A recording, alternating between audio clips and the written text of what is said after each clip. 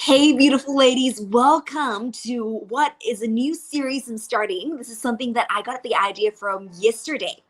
Basically, I'm reading this book called Born to Multiply by a wonderful woman called LaShawne Holland, and it is so powerful. So I had this idea when I was starting to read it that I'm always looking for, books that will develop me in different areas that are kingdom focused, but in, like finances, health, business, relationships, different things. And I'm always looking for books from experts that really help to better our lives. And it can be hard to get through different things. So I had the idea that as I was reading this book, I wanted to come and I wanted to help you ladies by giving you a summary of what I'm reading so that you can get in 2 to 5 minutes each chapter. You can get a summary of it because what she is sharing here is just so powerful. So what I'm coming on to share as a start today for today's video is just an overview of what this book is about and what the purpose is and what I believe you and I are going to get out of it as I release these summaries and read it with you. So this book is about money mastery from a kingdom perspective. She says it will help move you from where you may be, scarcity and unbelief, to the place that you desire of financial freedom and wealth generation. As I was reading the verse from Deuteronomy 8:18, where it says, "You are to remember that the Lord your God is the one who gives you the ability to produce wealth, to confirm his covenant that he promised to your fathers with an oath as he does to this day." And I believe that as we read this book, God is going to bring strategies and understanding and mindset renewal and upgrades of your operating system in the area of wealth creation, which is a promise that God has for you and I so that we can transform the earth so that it becomes just like heaven. So I've named this part of my series on Beauty Unleashed through Wealth Creation. So firstly, in the overview, she says, success, what I got out of it, I should say, out of what she wrote is success does not come overnight, firstly.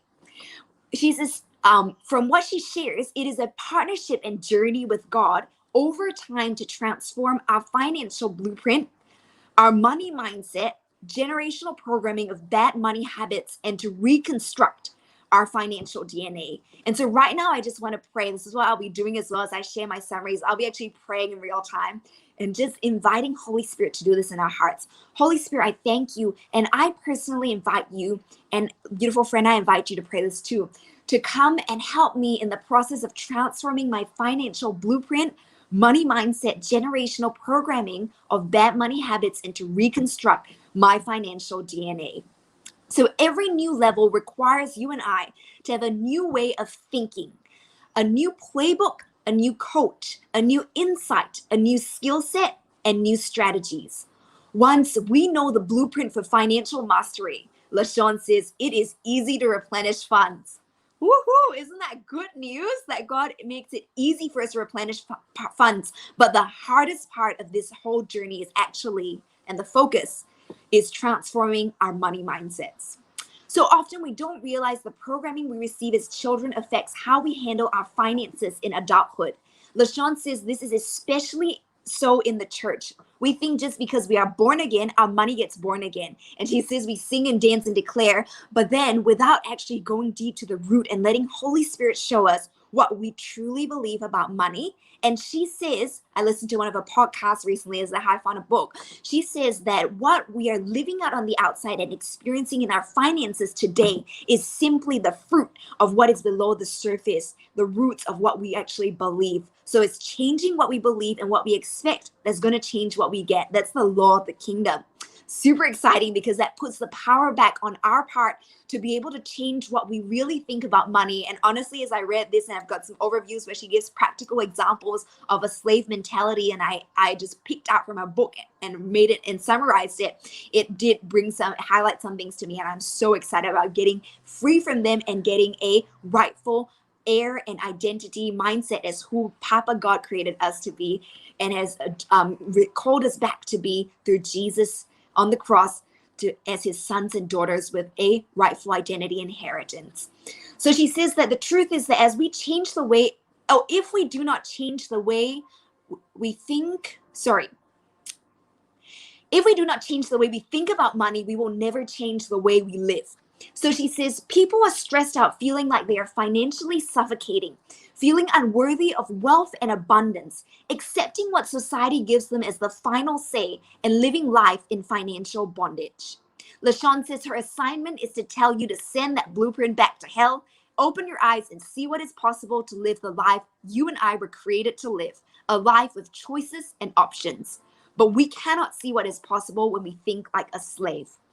Holy Spirit, I ask right now that you would show me and show my beautiful sister watching or listening to this replay where there are areas where we still have a slave mentality, where it has been wrought through the generations because of the enemy's plan to enslave us, so we're not free. And Doug Edison, who is one of my favorite to listen to for daily prophetic words, he says that financial freedom, he believes, is this: it's the freedom to be able to do with because we have the resources, anything God is calling you and I to. So we have the time because we're not strapped to something with no money. We have the time, resources, and ability to do everything God has called us to do. Travel, gift people different things, gift our family different experiences, enjoy life on the earth as we showcase God's heart, generous heart as provider and his kind, generous nature. So good. I'm so excited about this journey with you. She says that true financial freedom is not just about having zero credit card debt or student loan debts or no car notes. She says, I know plenty of people who don't have credit cards with an 800 plus credit score, but they aren't financially free or living a life of wealth and abundance. The number one reason they live this way is because they still think like slaves. So it's going back to the mindset. So cool. The power is back in your domain and my domain, beautiful friend, because if we can change the way we think, we can change what us and our generations experience on this earth. But she says that's the hardest part, and that's what we're going after together. Building wealth, she says, requires you to think and act like a free man. We can't move ahead because of the shackles on our minds. And the sad part is most of us don't even know the shackles are there. So to find the correlation, she says, between post-slavery bondage, you can see the link between that and how we handle our money in today's world. The enemy programs us through the economy and how he set it up to be, but that's changing, to be renters and not owners, consumers and not producers, to buy liabilities instead of assets. She says slavery is hereditary and intended to be perpetual, meaning it was intended to last across generations. Planned captivity, just like the monetary system, was designed to teach us to be credit rich and cash poor. So here are some practical examples of the slave mentality. And I want to invite you to just open your heart to Holy Spirit and let him show you which of these, not to be in shame, but to let that really give you the turning of the light on. I say to ladies in my Release the Dance challenge, when the light turns on, that's when you can begin to be free. And that's how our creativity is unlocked, because we come out of agreement with the limiting beliefs and what I call the silent killers of our creativity. And here I'm seeing it's the silent killers of our financial prosperity on the earth to be able to flourish and thrive as Papa created us to. When the light turns on, we can then find the truth and then we can get free. And that is super exciting. I see that someone's here with me. Hello. Come and tell me, drop a comment, and so I know who you are. So excited to have you here with me. I'm just going to do a quick, not going to go through everything. Watch the replay, beautiful lady, because I'm already quite a bit way through. But I'm actually starting very excited about this. I'm going to deliver a book summary as I go through this book called Born to Multiply by an incredible lady called LaShawne Holland. And I believe this is really going to help set you and I free in different areas to do with our finances and God's promise of wealth creation for us. So she says some practical examples of a slave mentality are not investing in life insurance to help our next generation not have to start from ground zero, having no value for asset accumulation, reading and investing in our personal development to create the life we truly desire, not voting, not writing a will, sacrificing our future wealth growing potential for instant gratification, expecting people to work and conduct services for us without intending to pay them or wanting them to work for little or no wages, choosing to stay in jobs we hate or continue to be underemployed and stuck in positions that don't pay us according to the value we add, not having a plan for financial freedom or seeing the value in learning about money mastery, creating business systems, or investing. Wow. A few of these really popped out at me. I'm like, woo, Let's get free of these slave mentalities so we can start to build wealth. I want that for me and my generations to leave a legacy. So I'm going to end with this little quote. And she says, this is encouragement. She says, if God can take a girl who grew up in Pamunkey, Maryland, to two teenage parents and help her defy the statistics, put herself through college, build wealth, and change what wealth looks like for her kids and grandkids. Remember, a wise person leaves an inheritance to his or her children's children, then it is possible for you to do so too. She went from, she said, hardly having a dime to her name when she got married to her husband and her now being multimillionaires and having the freedom to be able to build and help others. So powerful. She said, it is possible for you to do this too. However, for you to unlock wealth, you must start thinking differently. Thinking like a money master is not optional. You must defy the societal statistics and racial socioeconomic divides. You must believe that wealth is possible and know that wealth is possible for you.